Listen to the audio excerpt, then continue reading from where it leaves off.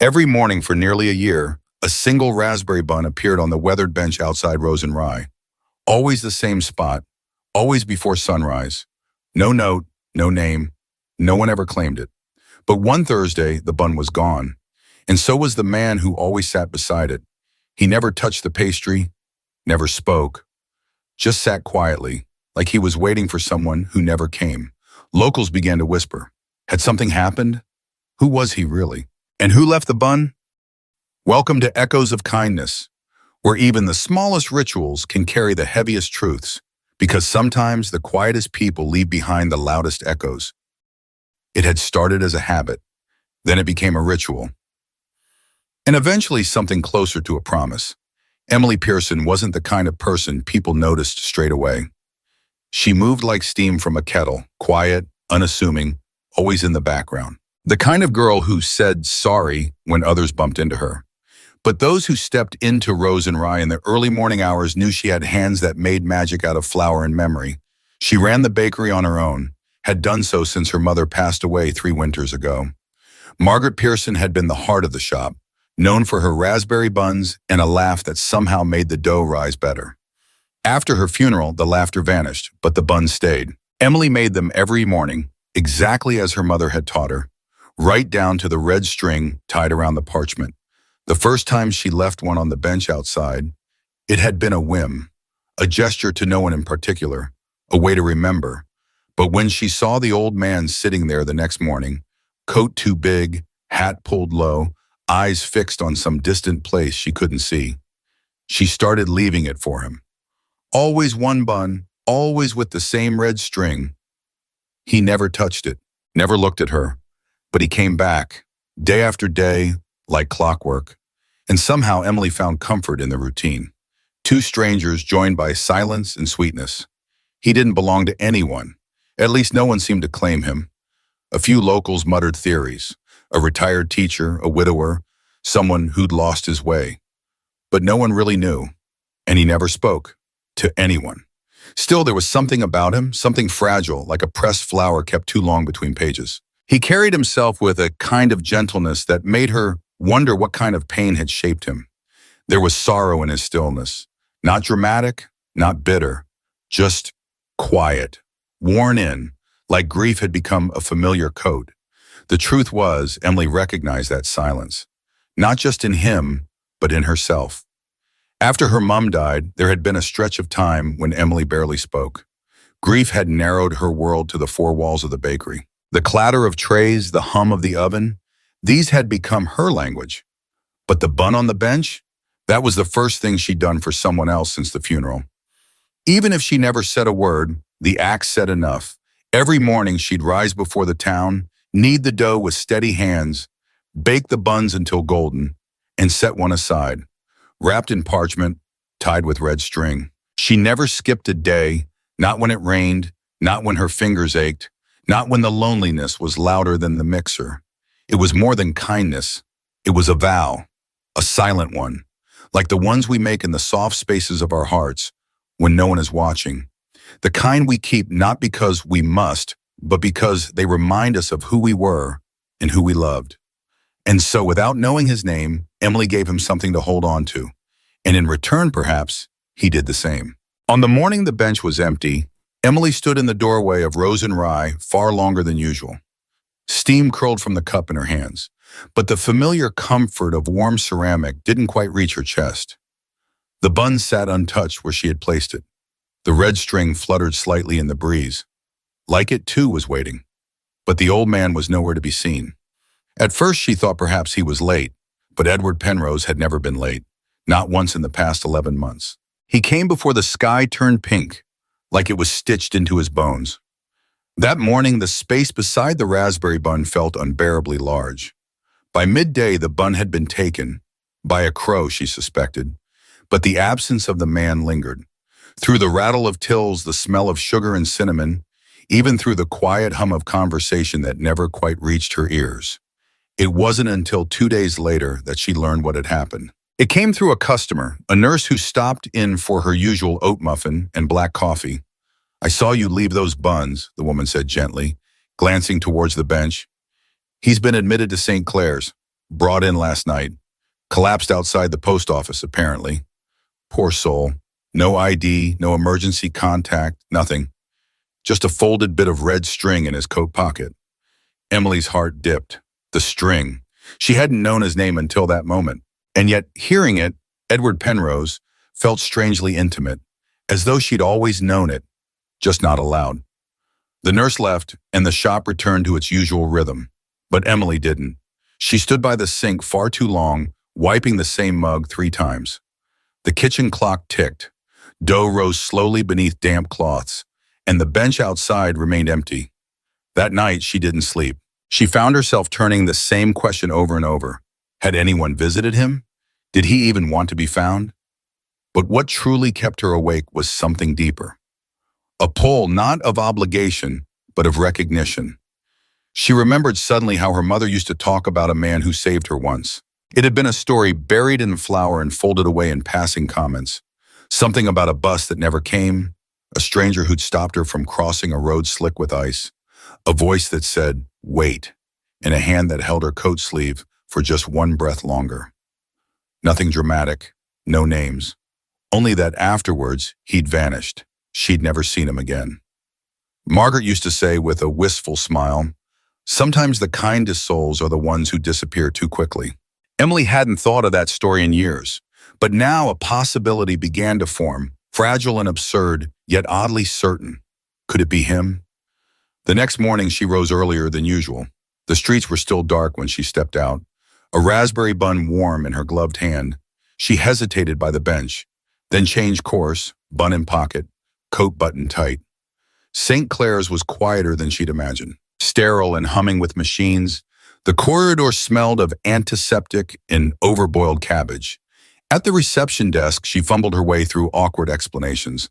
"I think I know him. His name's Edward Penrose. Could I see him?" After some paperwork and puzzled looks, they led her down a hallway that smelled faintly of old books and sleep. When she entered his room, the first thing she noticed was how small he looked. Without the coat, without the cold air and the bench, Edward seemed hollowed out, like a memory fading at the edges, but his hands were still folded neatly. And there, resting on the table beside him, was the red string. Emily didn't speak at first. She simply placed the bun gently on the bedside table. And then she sat, not because she had something to say, but because the silence felt too big for one person to hold alone. It wasn't until the 3rd visit that he opened his eyes. He didn't look surprised to see her, just nodded faintly. "You've come," he said, voice like paper. "I wasn't sure if I should," she replied, unsure if she was lying. He smiled, thin and small. "I used to watch your mother through the window," he said, as though continuing a thought from years ago. "She was always laughing, even when she burned the bread." Emily's breath caught. "She told me once, someone saved her, from a road, in winter." Edward didn't answer at first. Then slowly he said, "She was wearing green gloves, I remember. I told her to wait. She did."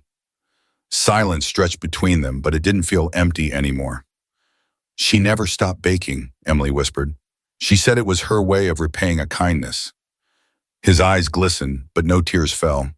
"I never wanted anything," he said. "Just hoped she'd keep living." Emily reached into her bag and pulled out something wrapped in tissue, a photograph of her mother at the bakery, flour on her nose, laughing at something off camera. "She did," Emily said, "because someone reminded her how." She left the photo by his bedside that day, along with another bun. He didn't eat it, but this time he rested his fingers gently on the red string, as though it held him to the world. And Emily knew this wasn't a stranger anymore. This was the reason her mother smiled through the hardest days. This was the man who had once saved a life, not through grand gestures, but by being in the right place, with the right words, at the quietest moment. A bun, a bench, a red string, and now a thread had been tied between past and present, delicate but unbreakable. She would return, not because she owed him anything, but because something told her he still had a story left to give. Emily returned every other day. She never announced her arrival, never stayed long enough to overstay, but always came bearing something. A bun, a photograph, a folded note filled with nothing more than her mother's recipe, handwritten.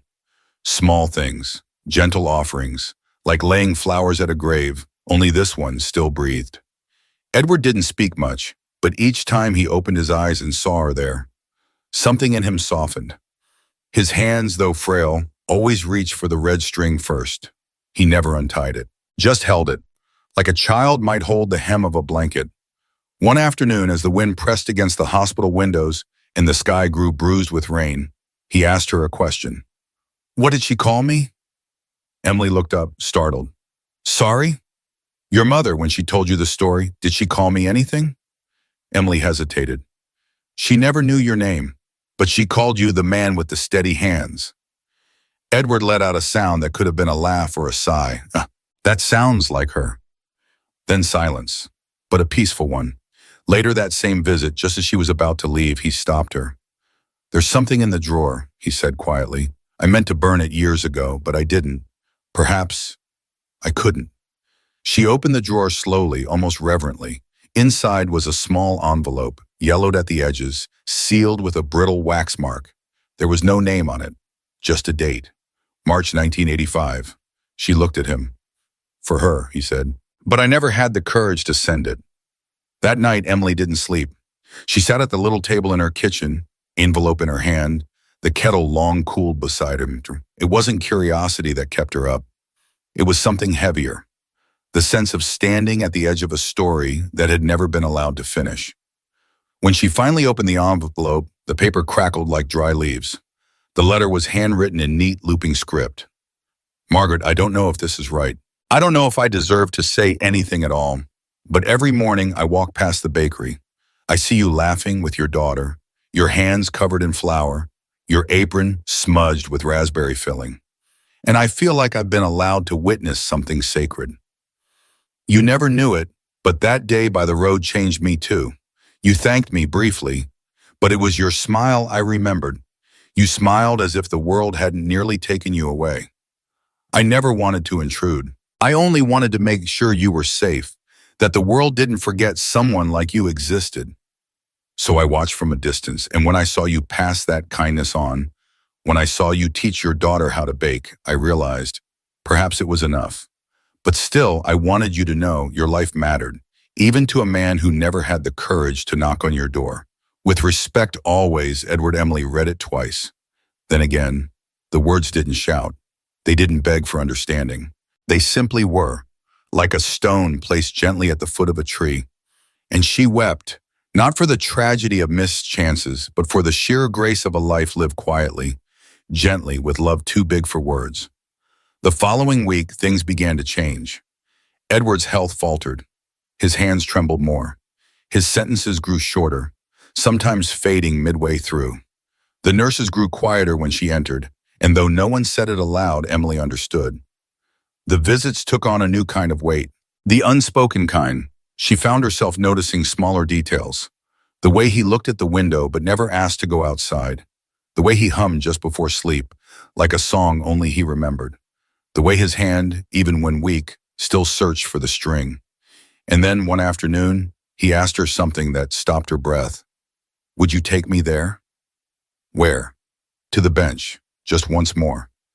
Emily looked at him. At the wires, the monitors, the way the nurse had just adjusted his oxygen.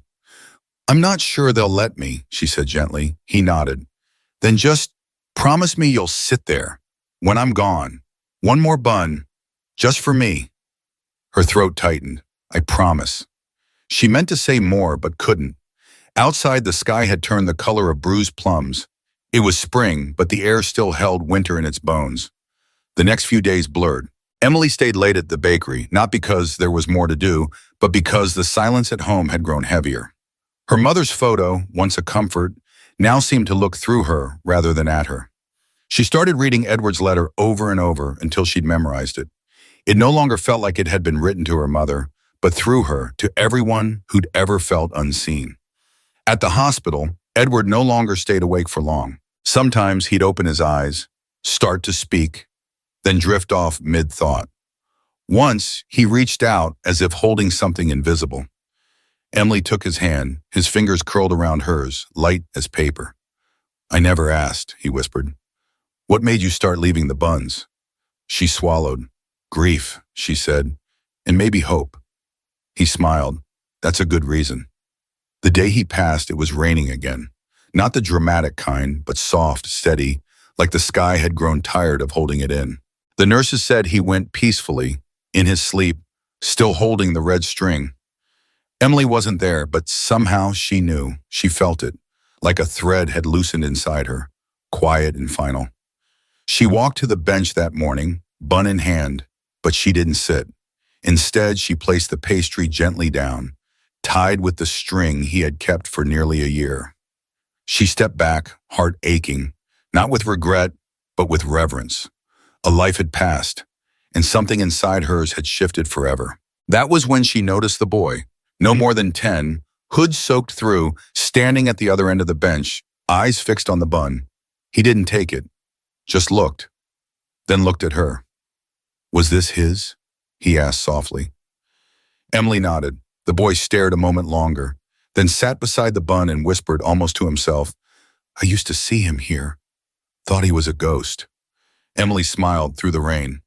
Not a ghost, just someone who never stopped waiting. They didn't speak again. But when she returned the next morning, there were 2 buns, one tied with red string, the other with blue. The morning after Edward passed, the world didn't look different. But for Emily, everything had shifted. The bakery still smelled of warm cinnamon and yeast. The kettle still hissed with the same weary sigh. But the bench outside, that bench, felt like the epicenter of something that had quietly unraveled beneath everyone's noses. It stood exactly where it always had, beneath the curling iron sign of Rose and Rye, but now it held absence in its wood, like breath held too long. Emily placed the raspberry bun gently down. Her fingers lingered longer this time. She stepped back, expecting the usual hush, but instead she found a small, crumpled envelope beneath the bench, weather-stained, but intact. Her name was written on the front. Not her mother's, hers. Inside, a note in Edward's careful, sloping script. Emily, if you're reading this, I suppose my waiting is over, but there's something you need to know. I didn't always sit in silence. Your mother and I, we did speak once. She came out one morning, bun in hand, and asked why I never took it. I told her the truth, that it wasn't the bun I came for. It was her. The life she carried so gently. The way she looked at the world as if it still deserved kindness. She said nothing for a long time. Then she said, You remind me of someone I never said goodbye to. We stood in silence. She never asked again. But from that day, she tied a red string around the bun, and I stayed. The bun became our way of saying what we never dared to.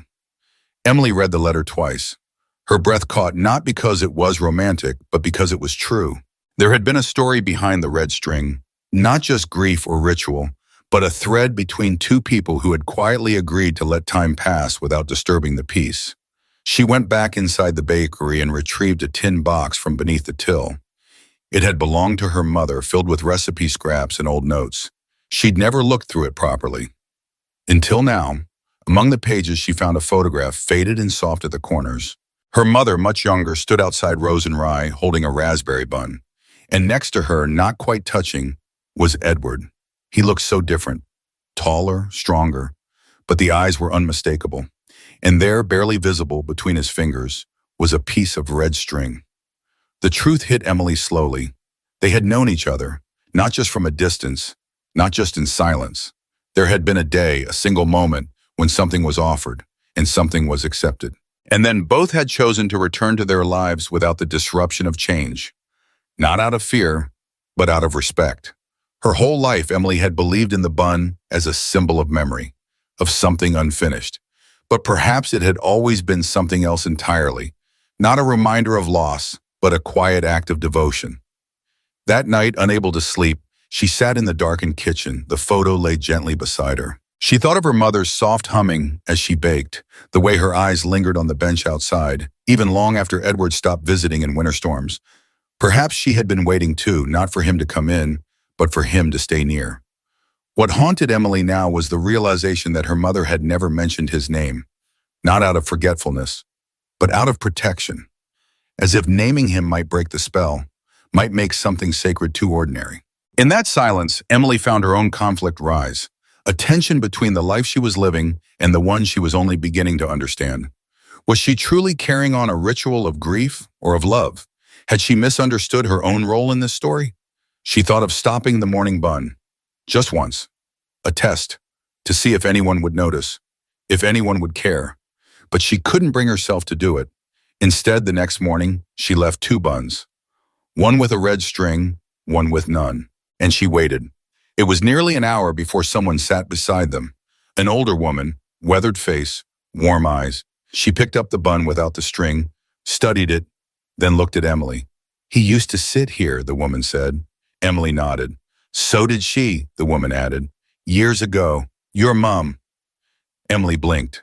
The woman reached into her coat and handed her a folded note. "He wrote to me once. I never answered. But I kept it. And when I saw your bun, I knew it was time." I wasn't the only one he waited for, but he was the only one who stayed. Emily read it, then cried, because in that moment, she realized Edward hadn't just been a silent witness to her mother's life. He had been part of it, fully, and so had others. What she thought was a private story, one bench, one bun, one man, was actually a web of quiet kindness, connecting people who never said what they felt but lived it, fiercely, with small, deliberate grace. Later that evening, she did something bold. She went to the town archives, no longer content with fragments and whispers. She searched names, newspapers, letters. She traced Edward's life, school teacher in the 70s, an amateur violinist, member of the town's philosophy club, a quiet man with a gentle record. But then she found something more, a letter to the local paper, never published, dated 1986. It read, "There are things we miss not because they are lost, but because we never dared to reach for them. I see her each morning, and yet I know the moment I speak too much, she might disappear. So I speak in pastries, in benches, in waiting." It wasn't signed, but she knew it was his.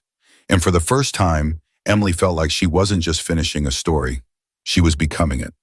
She closed the archives as the sky turned to dusk and walked slowly back to the bakery. That night, she baked more than usual, not just raspberry buns, but others too. Cinnamon twists, apple tarts, and she placed them all in a basket. The next morning, she left not one bun, but a whole offering. On the bench, no sign, no price, just a small card that read, "In memory of those who waited with kindness. Take what you need, and what you can." And they came. First the woman, then the boy who once watched Edward from across the street, then an old man with a walking stick who whispered, "Oh, I sat here once with her in 1983. She had flour on her cheek."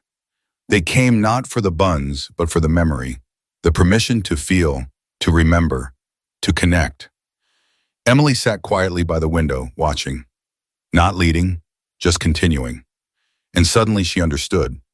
This wasn't about Edward. It wasn't even about her mother. It was about all of them, people who loved silently, who waited gently, who chose kindness in the smallest of ways. And now the bench would remember, because she would make sure of it. That winter, the frost arrived early. It painted the window panes in quiet lace and silenced the streets by mid-afternoon. But inside the little bakery, warmth still bloomed, in the scent of sugar, in the hush of memory, and in the way Emily moved through each morning with purpose. The bench outside had long stopped being hers alone. What began as a silent ritual between 2 strangers had gently unfolded into something shared. Unspoken, yes, but not unnoticed. There were now many who came without asking, without needing to be told what the bun or the string meant. Somehow they understood. And perhaps that was the reward, not the answers she'd once longed for, but the connection that came in their place. Emily had stopped needing to know who would sit next, or whether they would take the bun, or even if they believed in the story behind it. What mattered more was the stillness it created, the soft reverence, the knowing look passed between strangers who didn't speak but saw each other just the same. In quiet moments, she found herself remembering things more clearly. Her mother's voice when she laughed too loudly over burnt loaves, the way Edward always looked slightly to the left when someone passed, as though he was giving them space to stay unseen. The memories no longer weighed heavy on her chest. They felt like lanterns in fog, small and warm, guiding her back to herself. And there was something else, something she hadn't expected. Peace. Not the loud kind, not triumphant, but the quiet sort that slips in without asking and stays. The kind that lets you keep going even when you don't fully understand the why of it all. One morning, just before Christmas, Emily found a tiny card tucked beneath the latest bun. It read, in careful handwriting, "He waited for someone. I waited too. Maybe now we wait together." She didn't know who had written it, but it felt like something Edward might have said. Not to her necessarily, but to the world. Because in the end, kindness often begins where words run out. And what Edward left behind wasn't a legacy in the traditional sense. No plaques, no photographs on bakery walls. Just this: a bench, a bun, and the quiet insistence that showing up, softly, steadily, matters more than most people realize. It took Emily a long time to realize that her mother had known that all along. That maybe in her own way, Margaret had taught her that love didn't always need to be named to be felt. That some threads, read and in fraying, held more than memory. They held hope. And that was what she offered now. Not answers, not explanations, just space. The bench remained, so did the ritual. But Emily had changed. She no longer waited to be told what a moment meant. She had learned to live in the meaning, even when it stayed quiet. And when someone new sat down, she didn't ask them who they were or why they'd come. She simply left space beside them and smiled. Because healing isn't loud. Sometimes it's just a place to rest your hands, a shared silence, a bun wrapped in paper, tied with care. And the knowledge, so small it almost disappears, that someone somewhere waited without expecting, and gave without asking, and loved without needing to be seen. That was enough. That was always enough, and now it was hers to carry forward, not as a duty, but as a quiet kind of joy. As long as there was a bench and a morning and someone who remembered, the story would go on. And in the stillness between footsteps, you could almost hear it breathing. If this story brought someone to mind, hold them quietly in your heart today. Comment 1 if you've ever found comfort in a stranger's kindness. And if you feel this story should reach another gentle soul, share it softly, like a warm bun left on a cold morning.